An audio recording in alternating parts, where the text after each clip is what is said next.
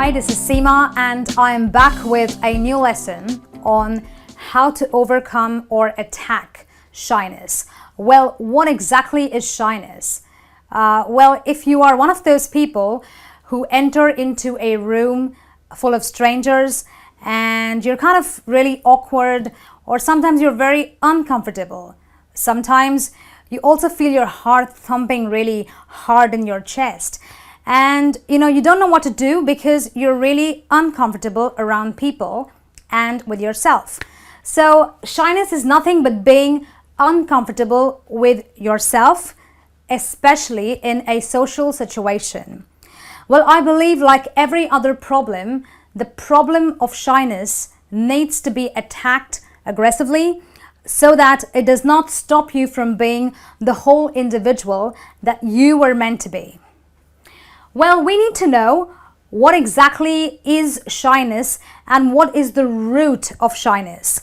There are three main components or three facets to shyness, which means that if you are a shy person to the extent that your social life is hindered, you will face one or maybe all the three of these experiences.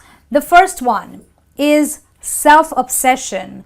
If you are a shy person, you will be obsessed with yourself. I call it the me syndrome.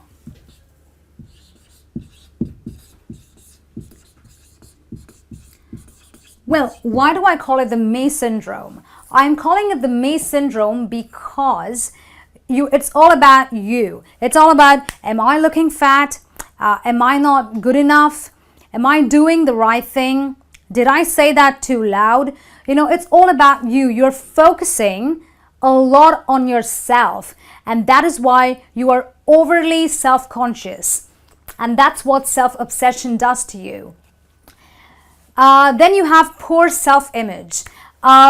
Most shy people, or can I say all of them, have a poor to weak self-image. Now, a poor self-image could be very deep-rooted. It could be as deep as your childhood experiences to the time when you were rejected, or maybe you were made fun of in school or at home, or maybe your poor self-image is attributed to the fact that you are not from a very affluent family, or you do not really have the education that you desired. And then you have magnifying one's negatives. Most shy people almost always, they focus on their negatives. Now, all human beings have their positives and their negatives. So, there is going to be a point in time wherein you will not always be the perfect person that people expect you to be. But that's okay as long as you don't magnify your negatives. But if you are a shy person, you could fall into the trap of maybe thinking that I'm too, fat, or maybe I'm too thin, or maybe, I'm not really a good vocalist, or I don't really have a nice voice. So you're too much into, doing the negative accounting of your qualities that you really can't come out of yourself. We will now see how to attack shyness, because now we know what are the three facets or the three components that attribute to being a shy person. Now that we've seen the three main facets of shyness, we need to know how to overcome or attack this problem head on. Well, stating the problem or defining the problem is the first step, because I believe that a problem well defined is a problem already half solved. So now that you know what is your problem, you can deal with it better. So maybe you're a person who is self-obsessed. You are too preoccupied with yourself. Maybe you're just magnifying your negatives, or maybe you just have a poor self-image. But that's all right, because now we're going to deal with it effectively. Okay? How do you do that? You find your strengths. As I explained to you before, a person who is shy will always magnify their negatives. So they will always look for their weaknesses and not their strengths. So what are your strengths? Maybe you're a good talker. Maybe you're a good listener. Maybe you're a person who is good at sports. Now, for some people like me, I may not be good at sports. I may not even be a good talker, but I could be a good listener. So when you find your strengths and identify them effectively, you can use them to your advantage in a social situation. Well, like I said, I may not be a good talker, so I may not be a person who says the most cleverest things in a social situation. I may not also be good at sports, but because I am a good listener and because listening effectively is one of my strengths, I can use it as an advantage. How do I do that? I can maybe respond to people better in a social situation because I listen better. So people, when they tell me their problems or what they went through, I can put myself in a position wherein I am using my strength to my advantage, and that will make me confident, and therefore I will become less shy. Another thing we need to really focus on is outside yourself.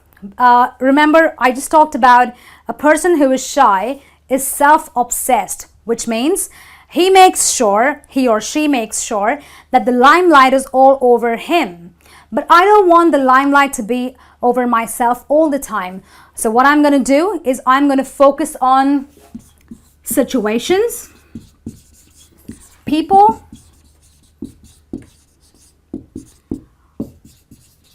or maybe just the problem at hand.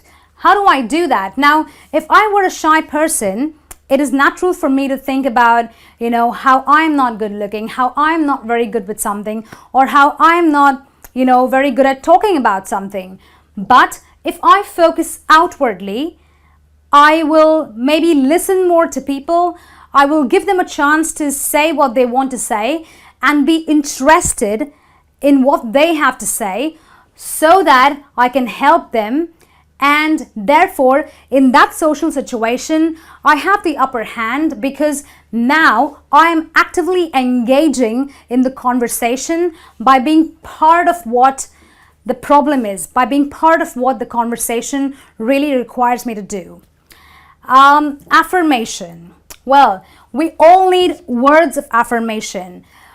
Affirmation are nothing but positive words or positive thoughts.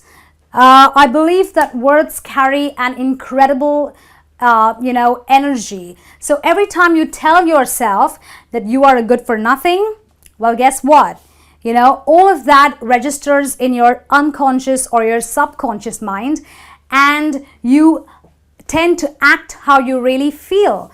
So it is very important that we tell ourselves words of affirmation. So you can tell yourself that you are a good person, you are a confident person, because ultimately you will act the way you think. What you think makes a very big impact on your life, and therefore words of affirmation are very, very important.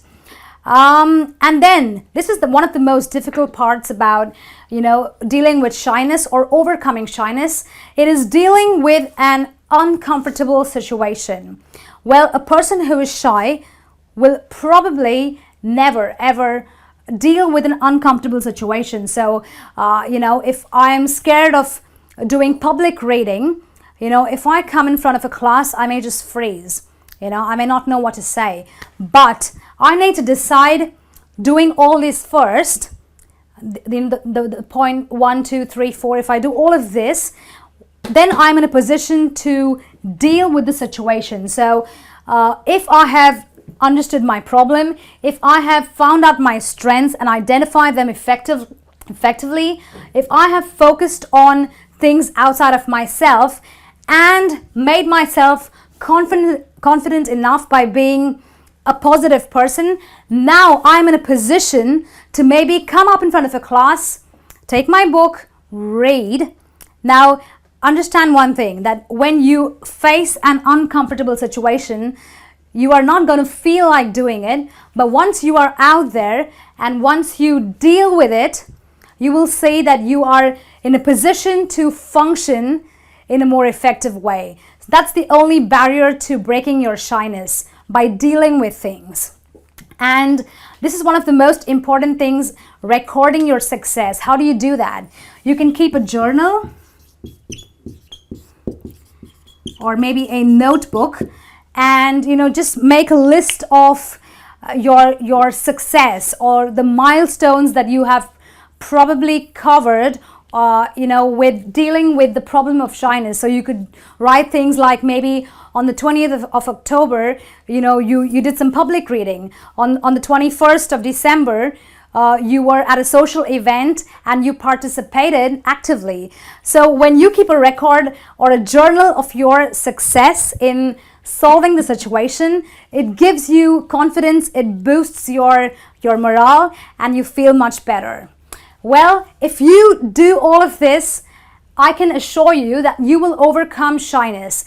It could be in school, it could be in your office, it could be in your social circle. But shyness is something that we need to deal with head on. And you can do it and become the whole individual that you were meant to be.